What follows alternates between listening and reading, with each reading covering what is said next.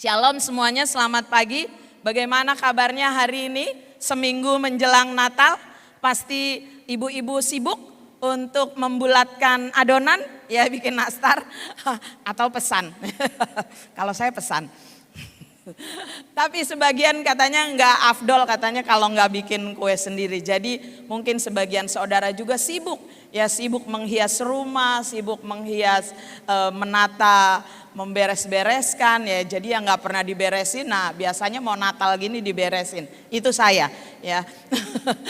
Lalu sibuk bikin makanan dan sebagainya. Tapi di tengah banyak kesibukan kita, mari kita mau tetap fokus. Ya, bahwa Natal bukan sekadar perayaan, Natal bukan sekadar hura-hura, tapi Natal haruslah tetap membawa pesan yang khusus buat kehidupan kita setiap pribadi. Sehingga ketika kita melewati tahun demi tahun, ketika Natal datang, kita tahu bahwa Tuhan bekerja di dalam kehidupan kita dan Tuhan masih berbicara kepada kita sampai hari ini. Amin. Amin. Oke, haleluya. Ya, nah hari ini kalau di akhir tahun 2022 mungkin ada di antara saudara yang mengalami kekhawatiran dalam kehidupan saudara ya tentang tahun 2023 yang akan datang. Itu adalah manusiawi ya, saya mau bilang itu dulu. Itu adalah manusiawi ya. Saudara yang bekerja mungkin mengkhawatirkan perusahaan tempat saudara bekerja apakah masih mampu mempekerjakan saudara. Saudara yang bisnis mungkin saudara juga agak khawatir bagaimana peluang-peluang usaha di tahun 2023. Apakah masih sama baiknya ataukah ada peningkatan ataukah justru ada kemunduran dikarenakan banyaknya berita-berita tentang resesi. Ya, itu tidak mudah bagi seorang pengusaha. Saudara yang kuliah juga mungkin yang sedang ada dalam tahap akhir, sedang skripsi mungkin juga bingung, khawatir kira-kira saya lulus atau enggak. Atau kalau seandainya saya lulus, saya mau kemana? Ya, saudara yang ibu rumah tangga, ya kan kadang-kadang ada yang ngomong gini, jadi ibu rumah tangga mah nggak ada yang dikhawatirkan apa. Ibu rumah tangga itu manajer keuangan di dalam rumah, ya juga khawatir. Waduh, kira-kira tahun depan ini dapur masih ngebul atau enggak gitu ya. Atau bagaimana keuangan di dalam rumah tangga dan sebagainya. Bukan juga hal yang mudah. Ya, atau saudara yang sedang dalam masa pengobatan, dalam sakit ya. Saudara juga mungkin mengkhawatirkan bagaimana dengan penyakit saya. Atau saudara yang baru didiagnosa karena satu penyakit. Saudara juga mungkin mengkhawatirkan. Ya, apakah tahun 2023 penyakit saya ini akan sembuh? Apakah akan ada kesehatan yang lebih baik lagi dalam tubuh saya? Mungkin itu juga mengganggu pikiran saudara. Jika saudara ada dalam kekhawatiran ya saat ini, entah di aspek apapun ya, di hal yang mungkin saya nggak sebutkan tadi, saudara dan saya sama. Ya. Jadi orang yang berbicara di depan saudara ini bukanlah orang yang bebas dari rasa khawatir. Bukanlah orang yang tidak mengalami masalah. Tapi saya dan saudara sama. Ada banyak hal yang mengganggu pikiran saya belakangan ini. Ya, saya banyak sharing dengan komunitas saya banyak sharing dengan teman-teman di kantor tentang pergumulan-pergumulan saya. Tentunya saya nggak bisa ceritakan kepada setiap saudara jemaat Tuhan ya semuanya tahu tentang pergumulan kita, nggak mungkin. Seperti juga saudara, mungkin ada banyak saudara benar-benar ada dalam pergumulan yang berat, tapi itu juga nggak mungkin diceritakan ke banyak orang. Tapi bila situasi itu sedang terjadi, saudara dan saya sama. Ya. Nah, jadi apa yang saya mau sampaikan hari ini? Pesan Tuhan ini merupakan sebuah perenungan yang saya alami bersama Tuhan dan ini menguatkan saya. Jadi kalau ini menguatkan saya, maka saya berdoa, saya berharap ini juga menguatkan setiap saudara. Katakan amin. Nah, maka saya kasih judul sharing firman Tuhan atau khotbah hari ini adalah Hope in Crisis, atau kalau pakai bahasa Indonesia adalah pengharapan di tengah krisis. Jadi ada pengharapan di tengah krisis. Ya, saya gambarkan seperti oasis. Ya, pengharapan itu seperti oasis, seperti air di tengah gurun, di tengah padang pasir yang memberikan kesejukan, memberikan jawaban bagi musafir-musafir, bagi mereka yang melintas di padang gurun. Kalau mereka ketemu dengan oasis, rasanya itu sebuah hal yang luar biasa. Ya, kita yang hidup dengan banyak air mungkin ngelihat oasis ini adalah sesuatu yang biasa aja. Tapi buat mereka yang tinggal di padang gurun, mereka yang melintasi padang gurun, ketika mereka bertemu dengan oasis, itu mereka seperti menemukan secercah cahaya. Mereka menemukan pengharapan baru. Nah, jadi ini yang saya mau sampaikan, bahwa hari ini tema firman Tuhannya adalah hope in crisis. Ada pengharapan di tengah-tengah krisis, di tengah-tengah kekhawatiran yang kita hadapi. Pengharapan adalah sesuatu yang sangat luar biasa. Kenapa? Karena harapan adalah salah satu dari aspek iman kita tentang masa depan. Ya, jadi harapan itu adalah salah satu aspek iman kita tentang masa depan. Jadi kalau saudara buka Alkitab dan saudara ketik kata harapan, ya harapan terus cari, saudara akan ketemu banyak aspek tentang pengharapan. Tentang harapan itu saudara akan ketemu dengan banyak aspek.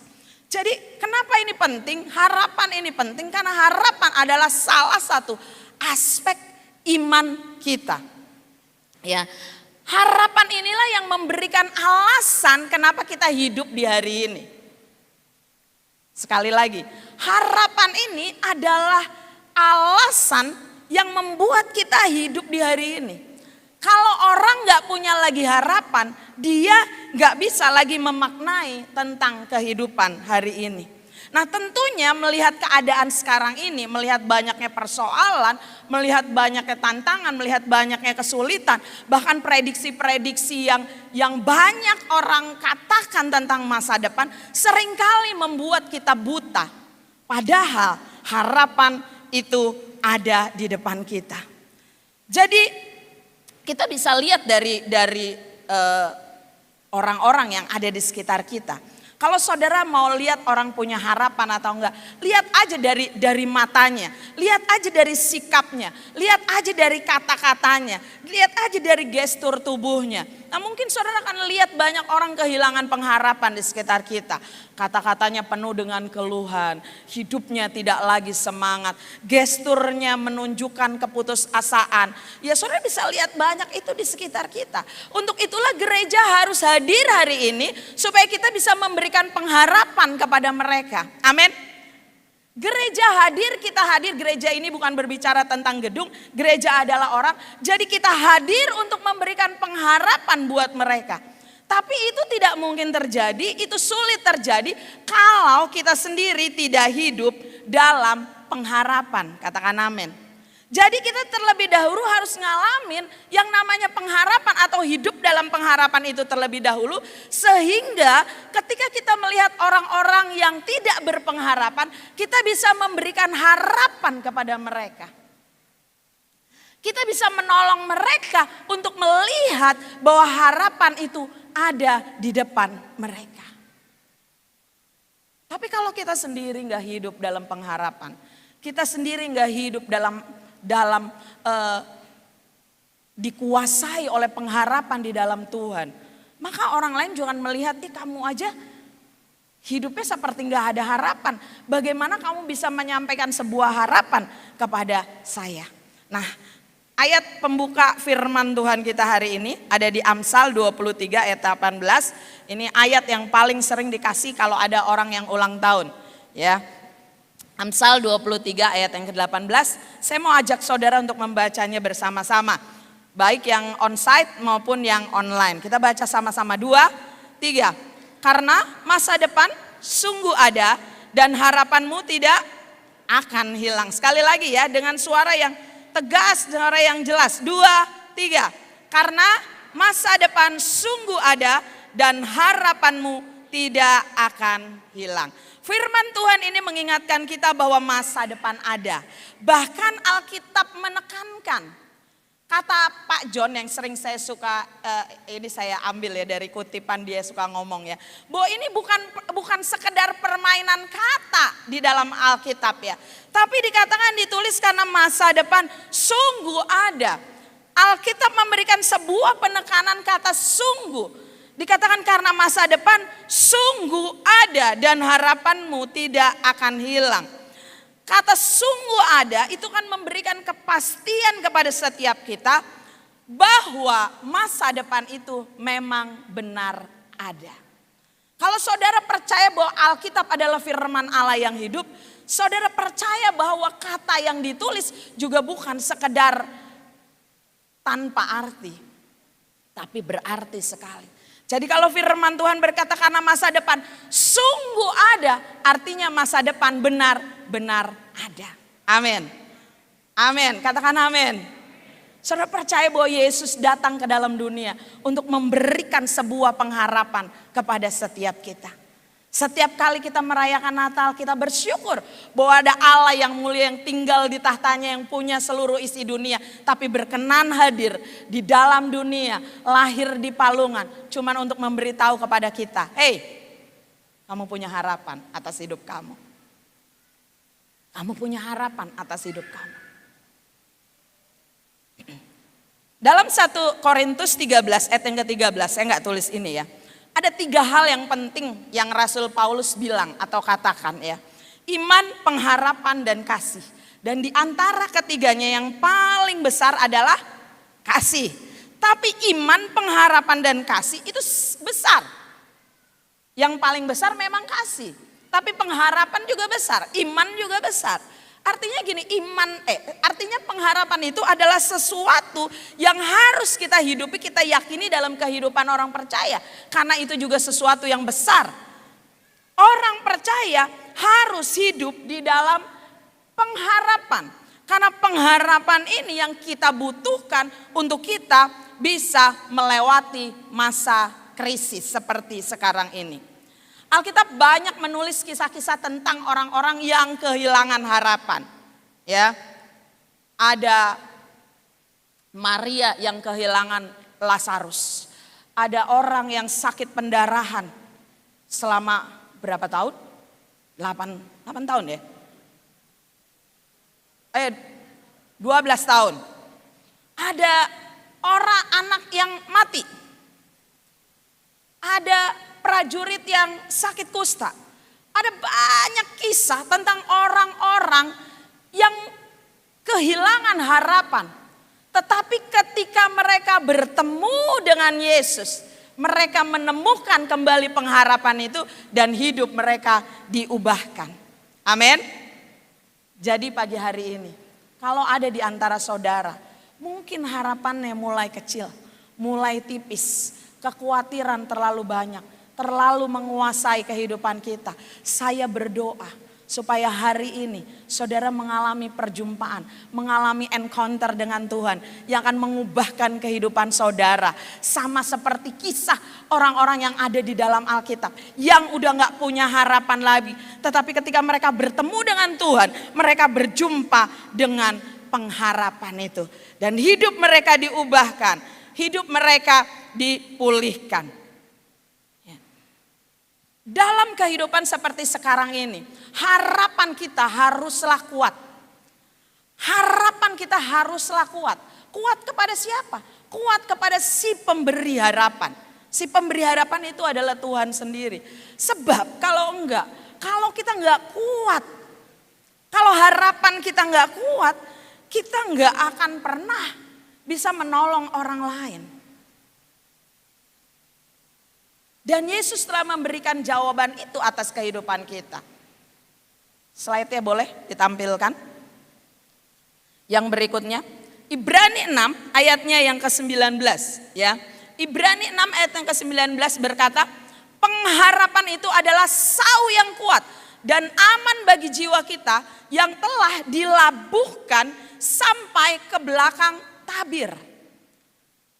Pengharapan itu adalah sau, adalah jangkar yang kuat dan aman bagi jiwa kita yang telah dilabuhkan sampai ke belakang tabir.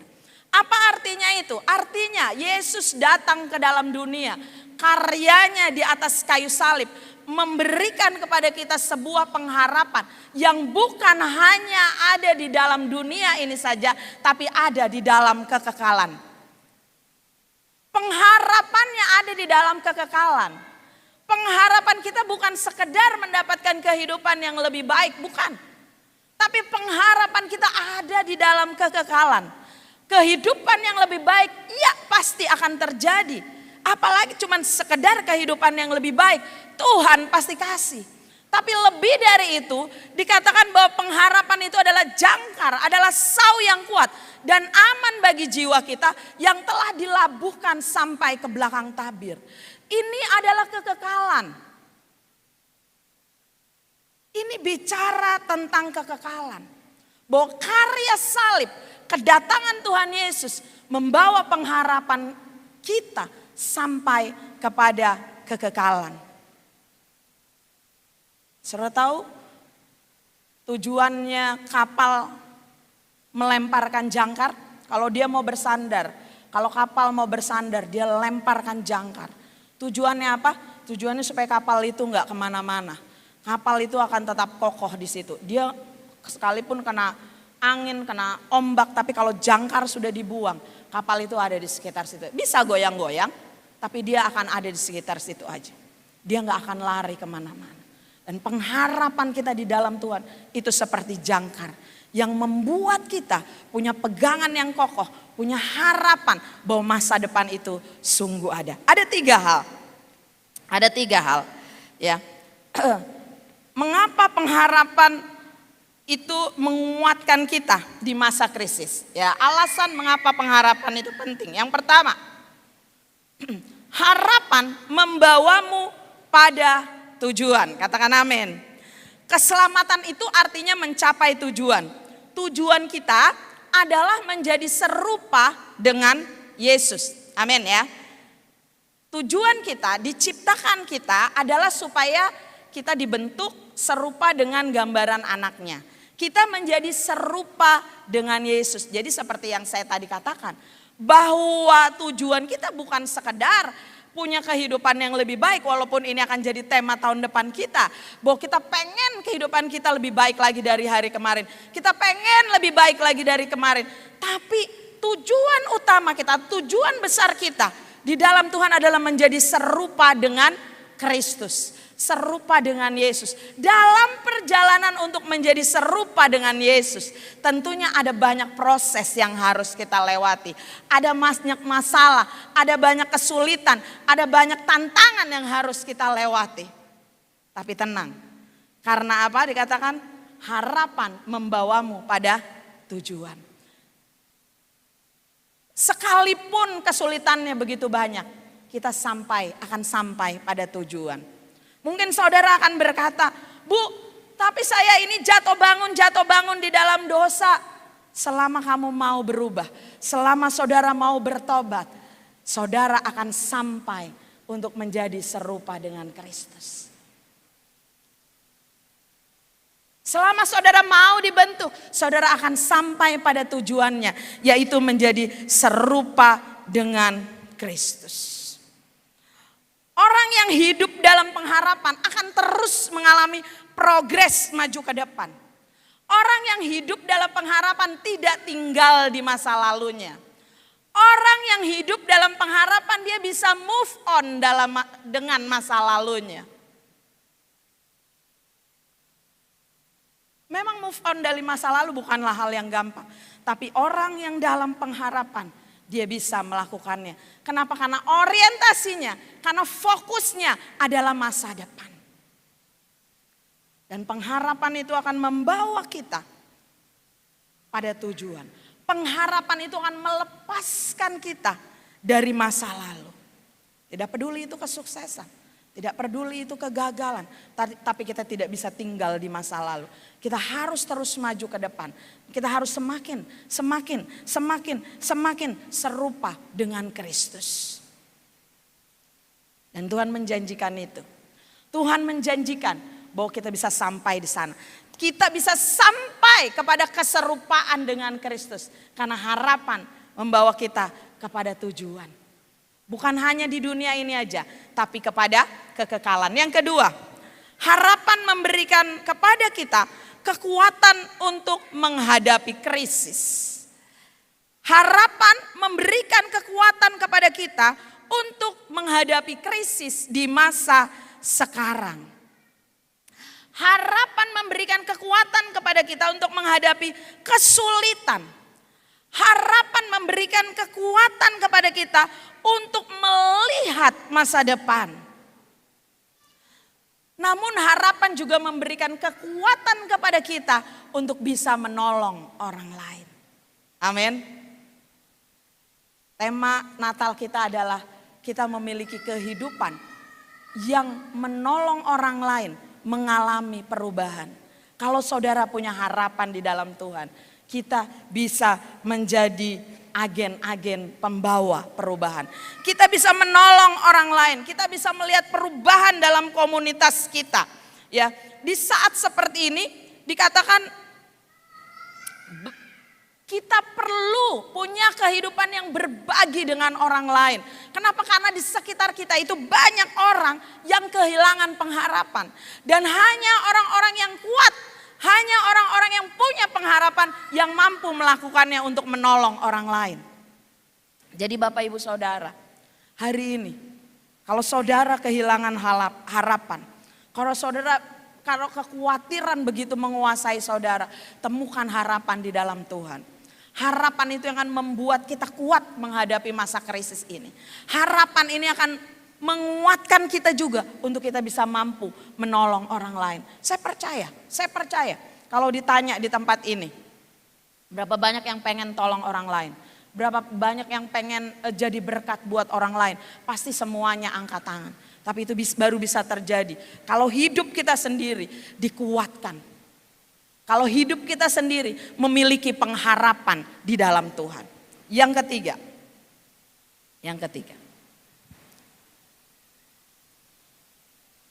Tuhan mengendalikan segala sesuatu.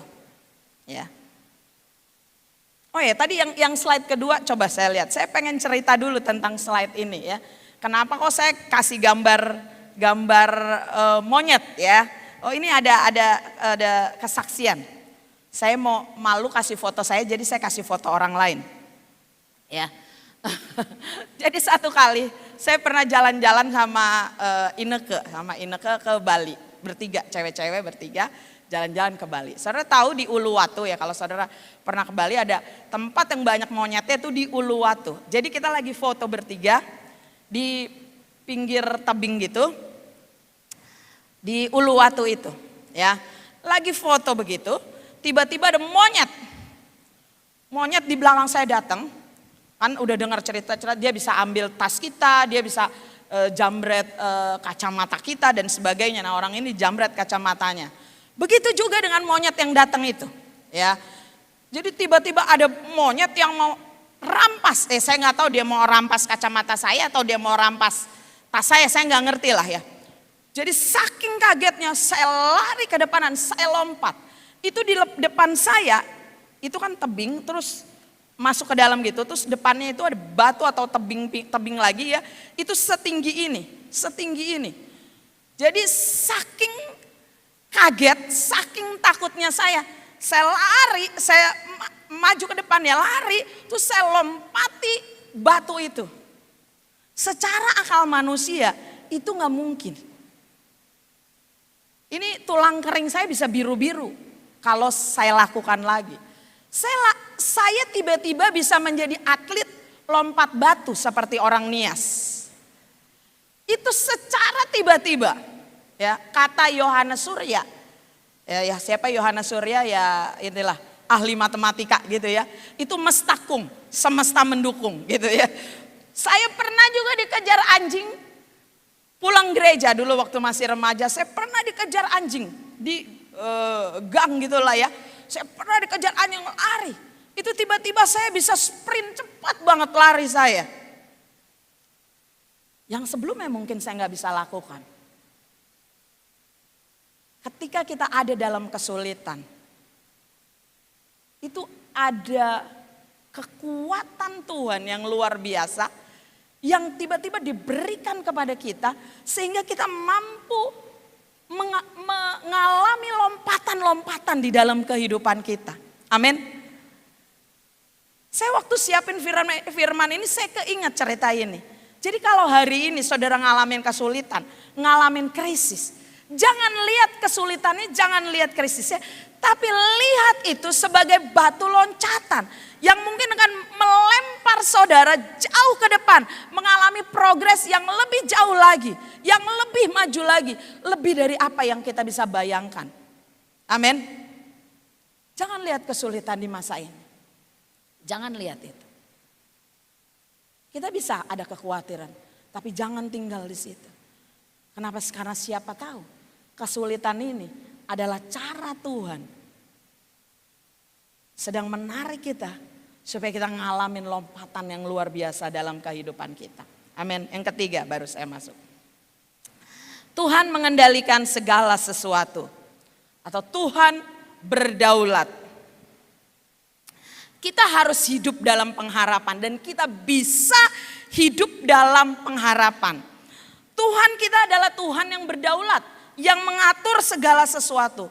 Jangan fokus pada kesulitan-kesulitan yang kita alami, tapi lihat jangka panjang. Kenapa? Karena ada banyak cerita, Alkitab juga memuat banyak cerita bagaimana Tuhan merubah kesulitan menjadi berkat. Tuhan merubah krisis menjadi sebuah kemajuan. Tuhan merubah kesulitan menjadi alat bagi kita untuk menginspirasi orang lain.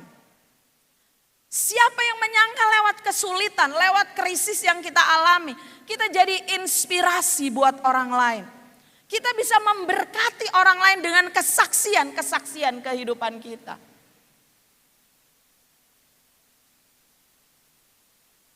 Orang yang hidup dalam pengharapan bisa melihat Allah sebagai converter. Bisa melihat Allah sebagai pengubah. Bahwa dia adalah Allah yang mampu mengubahkan dari sesuatu yang gak berarti menjadi berarti. Dari yang gak ada menjadi ada. Dari kesulitan menjadi berkat. Dari krisis menjadi inspirasi buat orang lain. Dia Allah yang mampu melakukannya. Kalau kita punya pengharapan, kita bisa melihat Allah seperti itu. Kalau kita punya pengharapan, kita bisa memberitahu kepada orang lain supaya dia mampu melihat masa depannya. Kenapa? Kita baca ayat ini. 1 Korintus 10 ayatnya yang ke-13. Baca sama-sama ayat ini. 2, 3. Pencobaan-pencobaan yang kamu alami ialah pencobaan-pencobaan biasa yang tidak melebihi kekuatan manusia. Sebab Allah setia dan karena itu ia tidak akan membiarkan kamu dicobai melampaui kekuatanmu. Pada waktu kamu dicobai, ia akan memberikan kepadamu jalan keluar sehingga kamu dapat menanggungnya. Ada 3 hal yang saya warnai dengan warna yang berbeda. Dikatakan pencobaan-pencobaan yang kamu alami adalah pencobaan-pencobaan biasa. Katakan pencobaan-pencobaan biasa. Pencobaan-pencobaan biasa. Pencobaan biasa. Setiap kali kita mengalami krisis, setiap kali kita mengalami kesulitan, katakan itu biasa. Pencobaan-pencobaan biasa yang tidak melebihi kekuatan manusia sebab Allah setia dan karena itu ia tidak akan membiarkan. Yang kedua, dia tidak akan membiarkan. Jadi tenang aja, Tuhan gak mungkin tinggalin kita. Ia tidak akan membiarkan kita. Kamu dicobai melampaui kekuatan. Pada waktu kamu dicobai, ia akan memberikan kepadamu apa? Jalan keluar sehingga kamu dapat menanggungnya. Yang ketiga adalah jalan keluar. Jalan keluar. Artinya apa? Artinya Allah sudah memberikan jawaban atas setiap persoalan-persoalan kita. Allah sudah memberikan jawaban atas setiap persoalan-persoalan kita. Karena dia bilang, Pada waktu kamu dicobai, Ia akan memberikan kepadamu jalan keluar.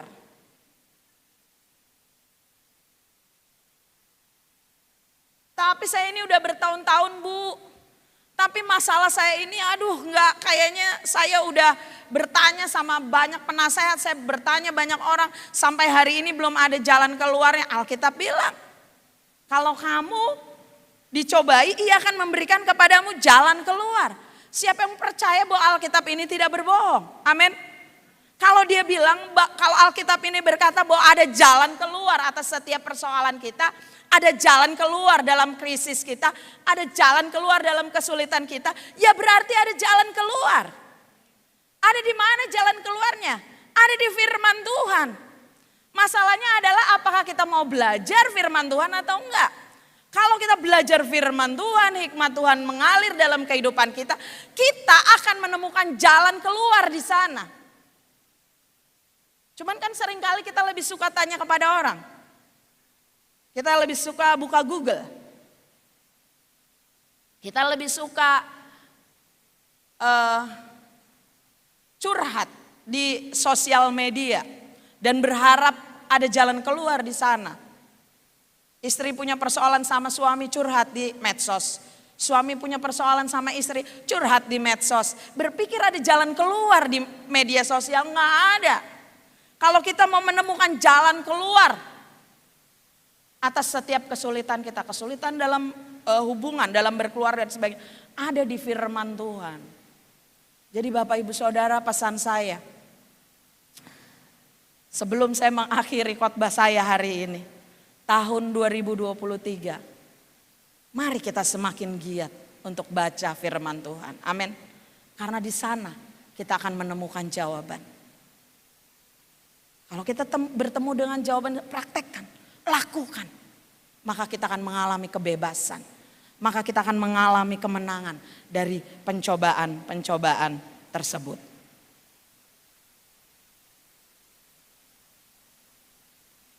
Penutup. Ya. Mari kita lihat yang terakhir. Pemimpin pujian bisa naik. Hari ini, kalau saudara bertanya, adakah harapan untuk keluarga saya? Saya mau beritahu ada. Ada gak sih harapan untuk keluarga saya yang hancur? Ada. Kalau saudara bertanya, apakah ada harapan untuk bisnis saya? Ada. Ada. Pengusaha-pengusaha yang ada di tempat ini, yang mungkin lagi goyang bisnisnya. Apakah ada harapan di tahun 2023? Ada. Apakah ada harapan untuk hubungan yang hancur? Ada. Apakah ada harapan kesembuhan buat saudara yang sakit? Ada. Apakah ada harapan untuk Indonesia? Ada dan pasti ada. Mari kalau hari ini kita bertemu dengan Yesus, kita memiliki pengharapan itu, kita menjadi orang-orang yang juga akan memberikan pengharapan kepada orang lain. Kalau saudara sudah percaya Yesus, mungkin saudara masih baru di dalam kekristenan, atau saudara yang sudah lama, jangan pernah tinggalkan iman saudara. Karena kesulitan-kesulitan yang kita hadapi. Karena Yesus ada di sana, di masa depan kita. Terakhir saya mau ajak saudara bangkit berdiri. Kita mau baca Mazmur 126. Ayat yang minggu ini memberkati kita, ini memberkati saya. Buat saudara yang baca Aba, Mazmur 126 ayat 3 sampai 6, ini ayat yang memberkati saya di minggu ini. Saya mau ajak saudara baca sama-sama. Kita baca sama-sama ya. Nanti kata kita diganti dengan kata saya ya. Sudah siap? Yang di rumah juga mari kita baca dengan suara yang keras. Mazmur 126 ayat 3 sampai 6. 2, 3. Tuhan telah melakukan perkara besar kepada saya, maka saya bersuka cita. Pulihkanlah keadaan kami ya Tuhan, seperti memulihkan batang air kering di tanah Negeb. Orang-orang yang menabur dengan mencucurkan air mata akan menuai dengan bersorak-sorai. Orang yang berjalan maju dengan menangis sambil menabur benih pasti pulang dengan sorak-sorai sambil membawa berkas-berkasnya. Kita mau kasih tepuk tangan selama 1 menit. Kasih tepuk tangan. Kita mau bersorak-sorai. Kita mau bersorak-sorai karena kita percaya bahwa pengharapan kita ada di dalam Tuhan. Pengharapan saudara ada di dalam Tuhan. Tidak peduli betapa banyaknya kesulitan, betapa banyaknya krisis yang akan ada di depan kita, tapi harapan kita ada di dalam Tuhan. Dan Dia tidak akan goyah. Dia tidak akan goyah. Haleluya. Haleluya Yesus.